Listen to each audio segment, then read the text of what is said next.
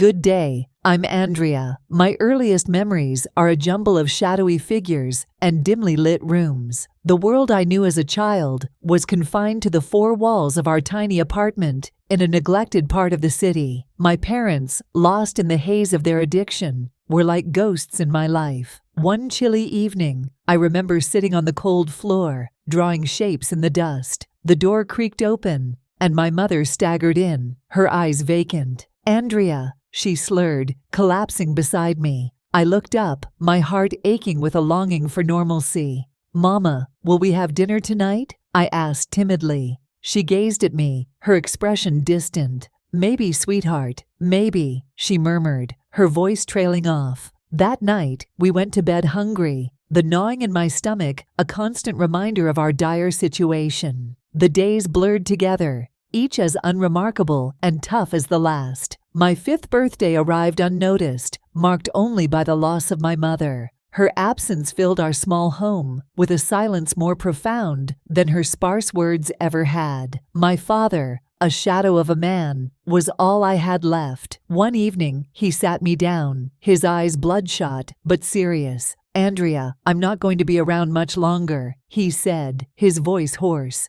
"I've asked some friends to look out for you." I didn't understand. "Where are you going, Daddy?" He forced a sad smile. "Just promise me you'll be strong, okay? You're a tough little girl." I nodded, fighting back tears. True to his word, after he was gone, some of his friends did stop by occasionally. They were strange, unpredictable people, but they brought food and sometimes clothes. I learned to survive, clinging to the fragments of childhood I could find in the chaos. I was 10 when I first realized the world wasn't as kind as the stories in the tattered books I found. Living among people who were mere shadows of themselves, I learned the harshness of life. "Hey kiddo," Jack, one of Dad's friends, would often say, his voice rough but not unkind. "Got something for ya." He'd hand me a sandwich, slightly stale but edible. "Don't let the others see, all right?" I'd nod, clutching the precious food. "Thank you, Jack," I'd whisper, my voice barely audible. At night, I'd find solace in the books I scavenged. I'd sit under the flickering streetlight, its dim glow my only companion, as I sounded out words I didn't understand. I imagined worlds far away from the cold concrete I slept on. One evening, as I was lost in a story, a voice interrupted my escape. "What you reading, Andrea?" It was Lily, another one of Dad's friends, her eyes curious yet distant. "Just a story," I replied, hiding the book. I learned early on that possessions, especially books, could easily vanish. Lily sat beside me, her gaze fixed on the empty street. "You're smart, kiddo, smarter than most of us here." I shrugged, unsure of what to say. Compliments were rare and often felt like a setup for disappointment. "You gotta get out of here someday," she continued, her voice a mix of hope and resignation. "Promise me you'll try." I looked at her, the sincerity in her eyes piercing through the usual haze that clouded her judgment. "I promise," I said, a lump forming in my throat. As I lay down that night, her words echoed in my mind. The thought of a different life, one beyond the confines of these streets, seemed like a distant dream. But it was a dream I clung to, a faint glimmer of hope in a world that had shown me little kindness.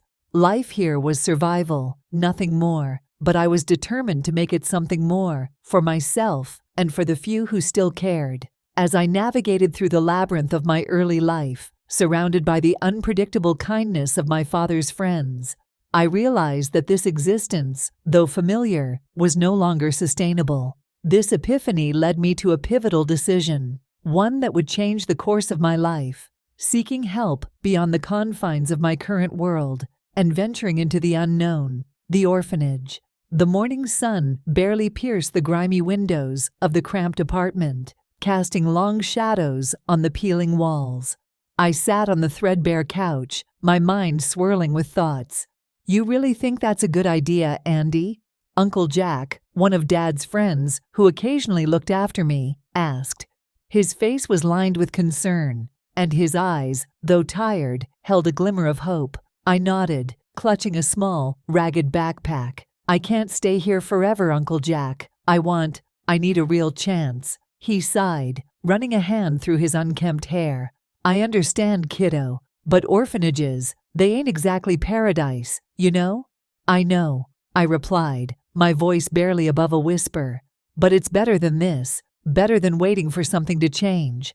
Uncle Jack didn't argue. He just patted my head, a sad smile on his face. All right then, let's get you to the police station. They'll know what to do. Officer Daniels knelt down to my level, his eyes soft and understanding. What's your name, sweetheart? Andrea, I answered, meeting his gaze. Well, Andrea, we'll take good care of you. Would you like some tea and cookies while we sort this out? I nodded, a small sense of relief washing over me. For the first time in a long time, I felt like someone cared. As Uncle Jack and Officer Daniels talked, I sipped the warm tea, letting the reality of my decisions sink in. I was leaving my old life behind, stepping into the unknown. But somehow, I felt it was the right thing to do. As I stepped through the doors of the orphanage, a mix of fear and hope swirled within me. The staff, a group of kind-hearted women, greeted me with gentle smiles and open arms, immediately making me feel a sense of belonging that I had never experienced before. In this new shelter, surrounded by these compassionate women, I found a temporary haven. It was here that I first heard of Aunt Holly, a woman whose stern reputation was well known among the staff and who was soon to play a pivotal role in my life. The day I arrived at Aunt Holly's mansion was like stepping into another world. The vastness of her estate contrasted sharply with the cramped, dingy spaces I had known. Welcome, Andrea, Holly said, her voice cool and detached. She was a tall woman with sharp features, her eyes assessing me like a curious specimen. Thank you, Miss Holly, I murmured, clutching the small bag that contained all my worldly possessions. It's Aunt Holly, she corrected me, leading the way inside. And rules are the first order of business here. The house was immaculate, every item in its place, radiating a sense of order I had never experienced. We sat in her expansive dining room, where she lit a pipe, the smoke swirling around her like a misty veil. There will be no running in the halls, no feet on the furniture, and meals are at sharp times, she began, listing the rules with a clinical precision. Your education is paramount. You'll attend the best school, but I expect nothing less than excellence. I nodded, feeling overwhelmed yet strangely secure within these clear boundaries. And what about friends? I ventured, unsure of the right protocol in this new world. Friends are distractions. Focus on your studies, she replied, her tone final. I remember thinking how different she was from the aunts and uncles I knew. They were unpredictable, their affection erratic. Aunt Holly's indifference was almost comforting in its consistency. Understood, Aunt Holly, I said, a sense of determination building within me. I was in a strange, new world, but I was ready to adapt. That's the spirit, she said, a faint hint of approval in her voice. Now let's get you settled in. Tomorrow is a new day, and your new life begins. As I followed her through the house, I couldn't help but feel a mix of apprehension and excitement. Aunt Holly's world was strict and unyielding, but it was stable. And for the first time in my life, stability was exactly what I craved. As I gradually adapted to life with Aunt Holly, I found myself yearning for something more, something that was distinctly mine. This desire led me to explore new avenues and hobbies, stepping out of the shadows of my disciplined life with Holly and into a world rich with diverse experiences. It was a journey from the rigid structure of Aunt Holly's home to the vibrant chaos of my school activities, a path that promised growth and self-discovery. Knitting, really? I chuckled to myself, holding the needles awkwardly. Who would have thought? Aunt Holly, I'm trying this knitting thing. It's interesting, I said, showing her my clumsy first attempts. She peered over her glasses, a rare smile tugging at her lips. It's good to see you trying new things, Andrea. Keep at it. School was another adventure. Why not cheerleading? I mused one day, watching the squad practice. Their energy was infectious. I remember telling Holly about my decision to join. Cheerleading now. She raised an eyebrow. You're full of surprises.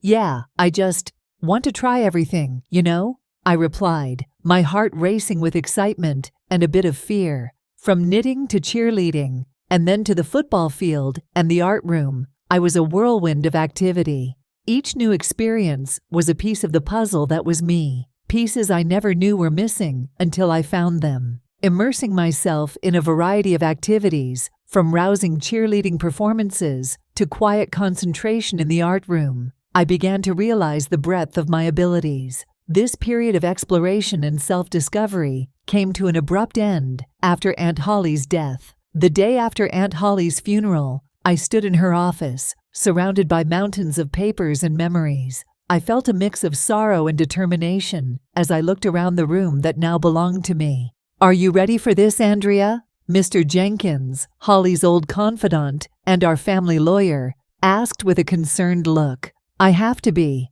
I replied, trying to sound more confident than I felt. "She wouldn't have left me all this if she didn't think I could handle it." He nodded, handing me a folder. "This is the last will and testament of Holly Morgan. She has left you everything, Andrea. The business, the estate, the investments, all of it." I opened the folder, and my eyes skimmed over the legal jargon. It didn't feel real. Why me? She had so many more capable people around her. "Because she saw something in you," Mr. Jenkins said, his voice softening. "Holly always believed in nurturing potential. She saw a lot of herself in you." I sighed, closing the folder. "I just hope I can live up to her expectations." "You will," he assured me.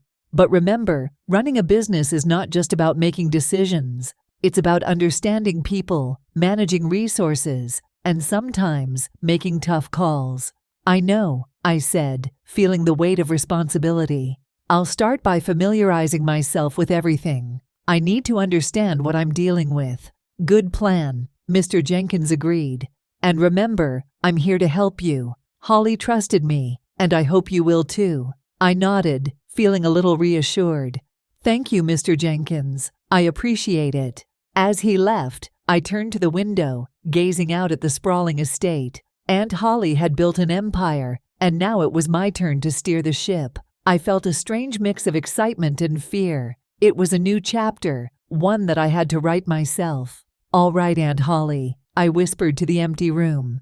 "Let's see what I can do with your legacy." As I took the reins of Aunt Holly's business, I delved deep into the complexities of leadership and strategy, growing more confident and adept with each passing day. It was during this transformative period, while I was immersed in the intricacies of corporate management, that Ray Torres entered my life. His entrance was as sudden as it was unexpected. A knock on the door, and there he stood, a young man with a confident smile and eyes that sparkled with ambition. "Mrs. Morgan, it's simply impossible to reach you," he exclaimed, his voice a mix of excitement and impatience. I raised an eyebrow, intrigued but cautious. "And you are?"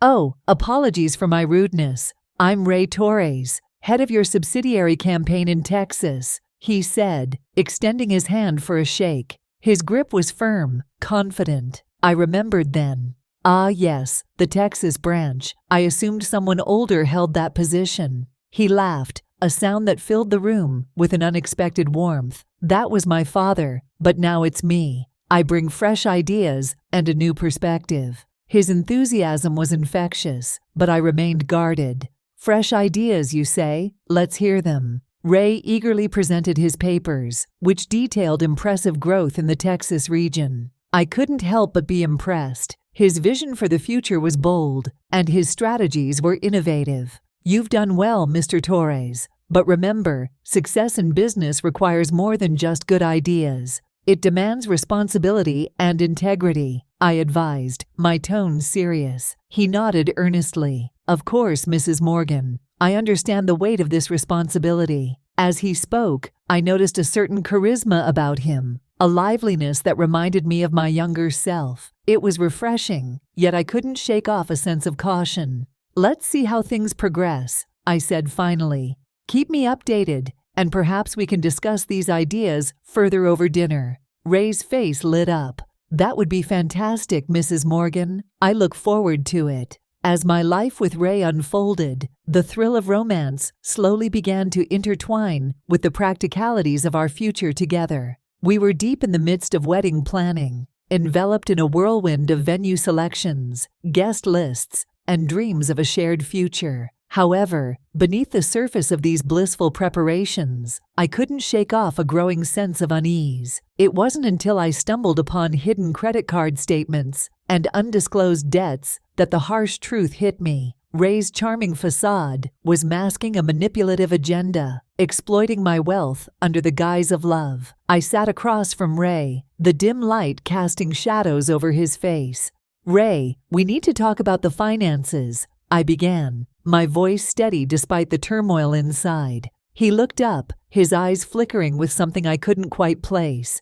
"What about them, Andrea? Everything's fine, isn't it?" I inhaled deeply, bracing myself. "No, Ray, it's not fine. I've been looking over the accounts, and the numbers don't add up. You've been spending excessively, far beyond what we agreed upon." Ray's face shifted, a flicker of annoyance passing over his features. "I'm investing in our future, Andrea. You know, making sure we have the best of everything." "But at what cost, Ray? And whose future are we talking about?" The words spilled out, laced with a growing realization of his true intentions. He leaned forward, his voice taking on a persuasive tone. "Andrea, you're overthinking this. We're in this together, aren't we?" I shook my head, a clarity dawning within me. "No, Ray, we were never together in this. You saw an opportunity in me, didn't you? A chance to live comfortably without any real contribution." Ray stood abruptly, his chair scraping against the floor. "You're being unreasonable, Andrea. You have everything you need. What's a little luxury?" "It's not about luxury, Ray. It's about trust, honesty, and partnership, all of which you've broken." My voice was firm, echoing the finality of my decision. He paused, his demeanor shifting as he realized I wasn't going to relent. "So what now? You're just going to throw away everything we have?" I stood up, meeting his gaze squarely. "There was never an us, Ray. I can't be with someone who sees me as nothing more than a means to an end." He opened his mouth to retort, but I held up my hand. "No, Ray, it's over. I need you to leave." Ray stared at me for a long moment, his expression a mix of anger and disbelief. Finally, he turned and walked out, the door closing behind him with a definitive thud. I stood alone in the silent room, a sense of relief washing over me. I had finally seen Ray for who he truly was, and I was free. It was a Tuesday morning when I finally made up my mind. Ray's recent actions had shattered the illusion I held about our relationship. I recalled his smug smile as he waved the Bali tickets in front of me, his complete disregard for my feelings. Enough was enough. I called Bella, his mother, for a meeting at my favorite cafe. As I waited, the familiar aroma of coffee mingled with my anxiety. Bella arrived, looking worried yet composed. "Bella, I have something important to discuss," I began, not beating around the bush. She nodded, her eyes filled with understanding. "Is it about Ray?" "Yes," I sighed. "He's been spending recklessly, using my credit card without my consent. And now, this Bali trip." Bella's face hardened. "I feared something like this might happen. Ray can be irresponsible." "It's more than that, Bella. He's manipulative. He's not the man I thought he was." There was a pause. Bella looked down, her hands clasped tightly. "I understand. What do you plan to do?"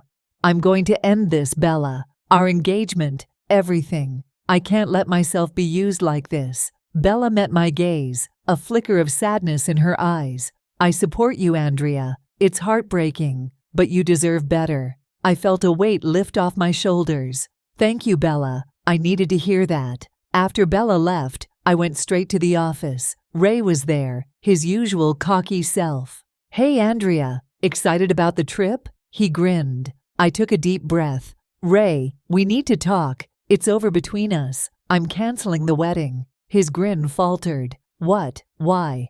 "Because you've been using me, Ray. The tickets, the spending sprees. It's not just about the money. It's about trust. And you've broken mine." Ray's face reddened. "You can't do this. We're perfect together." "No, Ray, we're not. I want you to leave. Now." His shock turned into anger. "You'll regret this, Andrea." After decisively ending my relationship with Ray and removing him from both my personal and professional life, I found myself at a crossroads. The turmoil of betrayal and heartbreak gradually gave way to a profound sense of clarity and liberation. It was time to leave behind the chaos and embrace a future of my own making. With this newfound resolve, I packed my bags for Bali, seeking solitude and the space to rebuild myself away from the shadows of the past. Sitting on the Bali beach, the waves lapping at my feet, I felt a sense of liberation. Finally, some peace, I murmured, watching the sunset paint the sky. "You seem at ease, Andrea." Bella's voice came from behind me. She sat down beside me, her presence comforting. "I am, Bella. After everything with Ray, this tranquility feels like a blessing," I replied, feeling the tension leave my body. She nodded, understandingly. "You've been through a lot, but you're strong, and you've come out of this even stronger." I let out a deep breath, the ocean's rhythm calming me. "I lost myself in that relationship, Bella. Now, I'm finding myself again." Bella squeezed my hand gently. "And that's what matters. You have a whole new path ahead of you." As the stars emerged, I felt a renewed sense of purpose. Bella was right. My past was a part of me, but it didn't define my future. I was ready for whatever lay ahead, embracing life with a newfound strength and serenity.